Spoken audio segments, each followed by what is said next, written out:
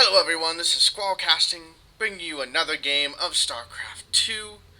In this game we have Leenock, part of the team FXO.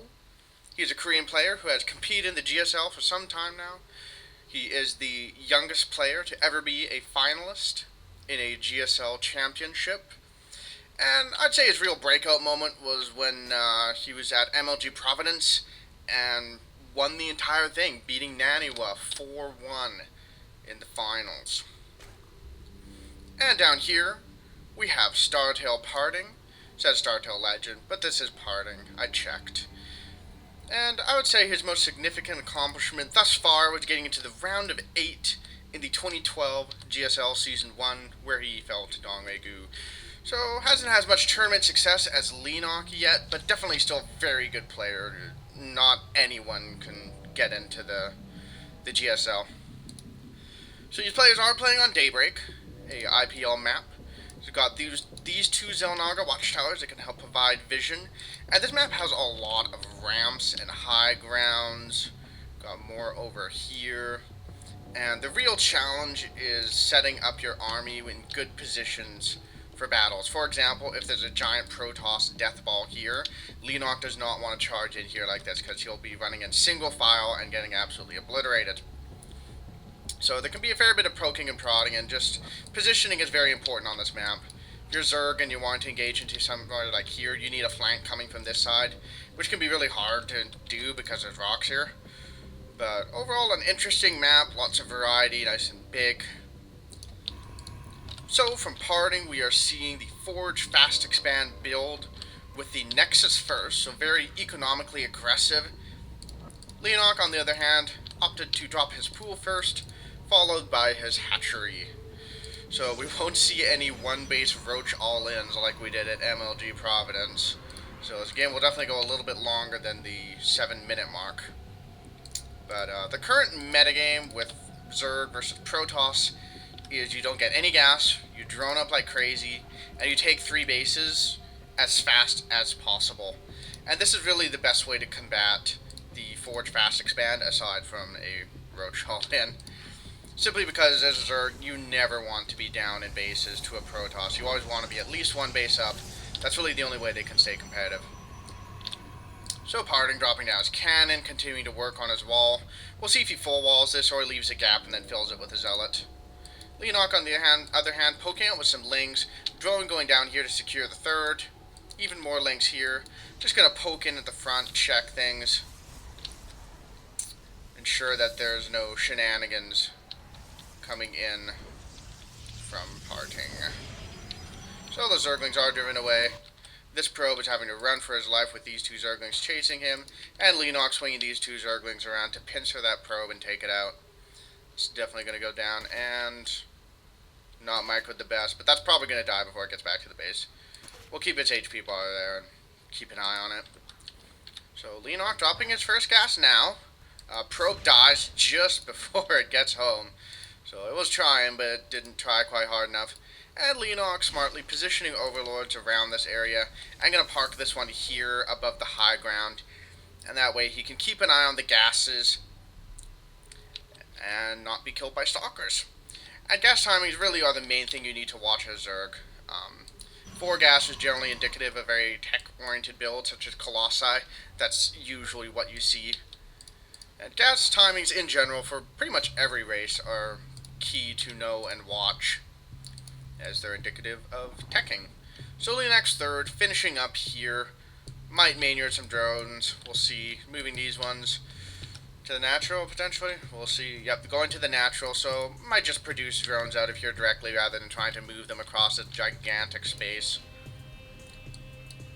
Parting, on the other hand, getting some sentries up, getting +1 attack. Getting his warp gate, putting down 3 more gateways in the back. Leenock has definitely not seen this. Nope. This Overlord's still just hanging out. We'll see if he suicides it down later to try to get a check on tech. And another gateway going down. Okay, so Parting going for some early pressure. Looks like it's going to be just a +1 attack, warp gate attack. So we'll see. Does Leenock see that probe? Yes, he does. So he knows that probe's going down there. Probably going to send a few lings out just to check, make sure there's no forward pylons, which, you know, yeah, there's a forward pylon. Big surprise. Leenock, getting more drones, injecting larvae. These queens at rather low energy. That one getting up a little bit, but not a huge deal. Getting a little bit supply blocked, but building through overlords. Zergling speed is finishing up, so this will allow him to scout and deal with things much more effectively, picking off this pylon. Ooh, parting, warping in some zealots, getting ready to attack. And here we go. See if Leenock will be able to hold this. With this +1, I feel like he's definitely going to need to drop some spine crawlers, as +1 zealots chew through Zerglings so incredibly quickly. But Leenock looked like he might try for some kind of counterattack. Oh, if he could pick off these sentries, that would be huge. He's going for it. Oh, nice force fields pinning all the sentries in and keeping them safe. The Stalker does go down, but now all these Zerglings are going to die, so not quite what Leenock wanted. But at the same time, that burned quite a bit of force field energy, and that's never good for the Protoss. You always want as much energy as possible. So Parting really wants this to work. He has 3 pylons down. He's got backup pylons for the backup pylons. But Leenock has some roaches out now. But that's a lot of stuff. He's going to have to fall back. Losing some roaches in the process. Throwing down yet another pylon. He's got some Zerglings. A single spine crawler going up. So Leenock seems to be confident he can hold this off with just a single spine crawler. Seems a little bit bold. That said, he's starting to get a decent number of roaches. Flooding out more Zerglings. More roaches. And Parting looks like he just wants to fall back. Ooh, Zergling's going to try to punch into the main. We'll see if he can warp something in time. Oh, no, he doesn't. There's definitely going to be a couple probe kills here. Definitely a blunder by Parting. You never want Zerglings getting into your base like that. And these Zerglings are just going to cruise into the main, do some scouting, kill some probes, and generally be as annoying as possible. So Leenock definitely catching Parting a little bit off guard. But that said, there's some zealots there now, there's some stalkers, they'll be able to clean this up without too much difficulty, but he did lose some probes, and Leenock was able to scout a little bit. And yeah, he saw all those warp gates, although honestly, from that early attack, he would have figured out, yeah, there's a lot of warp gates. Now, Leenock moving up here, I guess he's just checking for more pylons. This pylon still hasn't been killed. He didn't see it, wow, okay, well that could be bad for him if he doesn't choose to check up there. And he isn't. Okay, that could definitely pay dividends for Parting later on. Parting, though, putting out an observer just to be able to scout, get an idea of tech. He is on 4 gases now, so getting a lot of gas income to tech up. And we'll probably see a Robo Bay go down a bit. Twilight Council currently on the way. So it could be he's just getting that Robo Bay for some Immortals and Observers, and then might move into something like Blink. He is trying to secure his 3rd. And Leenock does have a bunch of roaches here, but they do not have speed. So, without speed, I don't think they can deal with this force very effectively. As well as no upgrades. Movement speed about to finish up, though. Just did. +1 attacks coming for the roaches. And tunneling claws. So, it looks like he wants to do a bit of burrow tunneling action. We'll see how Parting can deal with that. He is moving observers out. And we'll have to see if he chooses to just send those all the way out or keeps them back. Okay, so that one's just sitting there. Keep an eye on the bottom of the ramp, always a good idea. Leenock taking out these rocks so he has more room to work with. Parting pushing down a little bit and getting some decent force fields, and those roaches are all going to die. So Leenock doesn't really have enough to deal with this. Not sure why he's still trying to push forward. Taking out the rocks would be good, but you don't want to get force fielded in and lose all your roaches. That's never any good at all. So Parting does have his 3rd secured, Leenock taking his 4th, and Leenock gets a bead on the 3rd, and is going to fall back. Yeah, that's a bit too much stuff for him. He is making a Spire, so it looks like he wants to do a bit of Muta play, potentially anticipating Colossi, so we can get Corruptors. Oh, nice force fields, pitching in a whole bunch of roaches, those are all going to die, and only gets a single Stalker in exchange. Definitely not good for Leenock. But he has a ton of stuff following this up. He definitely has a supply lead, 20 supply over his Protoss opponent. But that isn't that huge in the Zerg versus Protoss matchup. So both players posturing out a little bit. Leenock looks like he wants to go hit here, but Parting is aware. He's splitting his army up, and he should be able to deal with this pretty okay. Bit of wasted force fields, only catches a couple lings with that. And Leenock continuing to just keep Parting on his toes.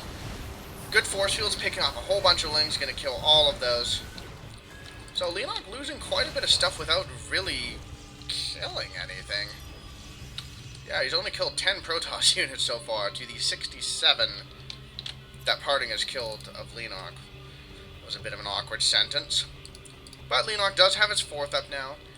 He's continuing to macro. He is now 50 supply over his opponent. But Parting looks like he wants to push here a little bit. He has quite a few sentries, so he can throw down some killer force fields, but chooses not to throw down any, content to simply deflect Leenock back a little bit. And I do like that he has observers at various crucial points, but that observer gets sniped off. There are mutas on the field now, so now Parting needs to worry about his mineral lines, as they're rather exposed. Leenock gonna swing up here, try to push in, or not, swinging back on down. And it looked like the observer that was here got picked off as well. No. Okay, Parting just pulled it back a little bit. Very intelligent. Saw the overseer there. Didn't want to lose it. Oh, but Leenock getting all the way up the ramp. But some good force fields deny the lings. They can't get in and attack. And they don't have any upgrades. Parting, though, has 2 attack, 1 armor. So Leenock definitely behind on the upgrades. But that said, his second attack for Roaches is finishing up. Oh, but the forge goes down. Leenock swarming up into the main, and this could be really, really bad for Parting. Parting's definitely trying to scramble up to deal with this. We'll see how much damage the Zerglings can do. He does take out the Templar Archives. That is awful for Parting. You want to go for that Templar tech. Getting in there. There are some cannons up to defend. And overall, Parting dealing with this pretty well. Hasn't lost that many probes, I don't think. Has only lost 5. And his biggest loss was losing the Templar tech, which was researching Storm. So definitely no good. Oh, but just lost a whole bunch of workers up there. Not a whole bunch, just a few. I spoke too soon. Parting had run his probes away and ran them back. And he has another Templar Archives going up here, so a bit more of a vulnerable spot, but closer to the front, I suppose. Leenock has some mutas sitting back here. I don't know if Parting knows about that. He's moved all his forces away. That's a bad move by him. And he's going to lose a couple probes here before those stalkers can get in and deflect those. But that said, these mutas are kind of pinned in, because they cannot get out without Parting knowing about it. So, a little bit of an awkward spot for them. But he can leave them there for now. Just let them regenerate and potentially pull them out later. So Leenock getting his infestation pit, starting to get a whole bunch of banelings. Gotta love the banelings. Flooding more Zerglings behind, getting his +1 attacks, finally, for the Zerglings. I feel he waited he's waited too long for that, because he's had Zerglings as a significant part of his force for quite a while now. That is a lot of mutas, though, wow. And it looks like he did manage to get those mutas out of the base. And that's going to be really scary for Parting. His Storm is almost finished. He has warped 1 or 2 Templar in. And there are some Stalkers here, but that's a lot of mutas. Wow. And they are one-shotting those Stalkers like it's nothing, but a bunch of reinforcements arrive. And Leenock's starting to lose those mutas. He has to fall back. He did poke at the front a little bit, but there are some forces there as well. But there's no sentries for force fields. Parting morphs all those into Archons. Didn't want to lose them to the Banelings, because that would have been terrible. But he is losing them to the mutas. That was a huge investment that did absolutely nothing for Parting. Continuing to push forward now with lings and mutas, making more roaches to back this up. But he's going to have to fall back now as all those lings have gone down and mutas cannot go toe-to-toe with these 2-1 stalkers yet. Leenock taking his 5th, so definitely not sitting back and trying to win this on 4 bases. And Parting could be in a bit of trouble. 5 base Zerg can basically make units for infinity, because they just get so much income. And Leenock streaming more units in. Parting really been on the back foot this entire game. He tried that +1 attack, accomplished basically nothing with it. And ever since then, Leenock has been on the offensive, just pushing in. Oh, and here comes an engagement. Good force fields drive all the roaches away, and Leenock's going to have to fall back. But looks like he's going to swing around to the other side. Parting responding to this, pulling his units up. And here we don't go. Leenock can't decide what he wants to do. Just bouncing back and forth. Oh, and Parting going back to the front, and Leenock goes in. So Parting needs to come back up here. Leenock might try to focus fire. This Nexus down is getting pretty low. And boom. Oh, he doesn't kill it. What's Leenock doing? Oh my goodness. Oh, very fortunate for Parting there, as Leenock had a split second of indecision and didn't kill the Nexus. With that said, Parting's going to have to keep an eye on that until the shields regenerate, because if he leaves that, Mutas could swing in there and one-shot it. I'm going to throw down a whole bunch of photon cannons to try to keep it safe, and those shields are regenerating. Leenock, though, looks like he wants to try to get in there and finish it off, but he's going to have to fall back. There's a couple too many stalkers there. Yeah, and Parting's starting to get a pretty beefy army now. He does still have the upgrade advantage, having 3 attacks now, which is so incredibly powerful against the roaches. 65 damage a shot. That is incredibly potent. Leenock, though, does have his 5th up, and he's starting to get Broodlords. So this is going to be difficult for Parting to deal with. Leenock has Infestors and Broodlords. Does he have any Infestors? I know he made the Infestation Pit. No. He has not chosen to get Infestors, so it won't be the Broodlord Infestor style that so many Protosses fear. But still, a pretty scary force. That's a lot of Broodlords. And it looks like he might want to just move down here and lay siege to the main. And Parting won't be able to do too much about that. We'll see, though. He's moving them around a bit. Maybe just going to incorporate these into a main attack force. Parting, though, he does have a lot of Blink Stalkers. But it's largely a question of if he can blink in and kill the Broodlords without losing all of the Stalkers. And that is so many Broodlords. That's so much DPS output. Look at all those Broodlings. So many. They can't even all attack the rocks. So Parting could be in for a world of hurt here. Now let's see his reaction. Okay, gets a storm off on the Broodlords. Some good storms dealing quite a lot of damage. But Leenock has queens behind this to infuse them and keep them alive. Parting looks like he's going to go for, well, just a 2-pronged attack. Going here into the natural. Sending some down here to the 2nd. Was thinking about sending that army down to the 4th, but decides to pull it back. And Leenock having to move back to defend against this. So this could buy Parting the time he needs to get some sort of force to deal with this. But I don't know. The only thing that can really deal with this many Broodlords effectively is the Archon toilet. That's kind of the only thing. And yeah, there goes the fleet beacon. So he's going to try to get that mothership out there as soon as possible. But Leenock is pushing forward, and I don't know if Parting's going to be able to get that mothership up in time. We'll see, though. Parting's doing a good job of delaying. Looks like he's going to posture for another attack. And if Leenock pulls those Broodlords back, oh, good storm. Those Broodlords are getting quite low. So Parting doing a good job of softening those Broodlords up because Leenock's sending them out without ground support. And we got an attack in here. These 3-2 Stalkers being pretty powerful against the Roaches, but the Broodlords arrive and he needs to run. He cannot deal with the Roaches and the Broodlords. There's just no way.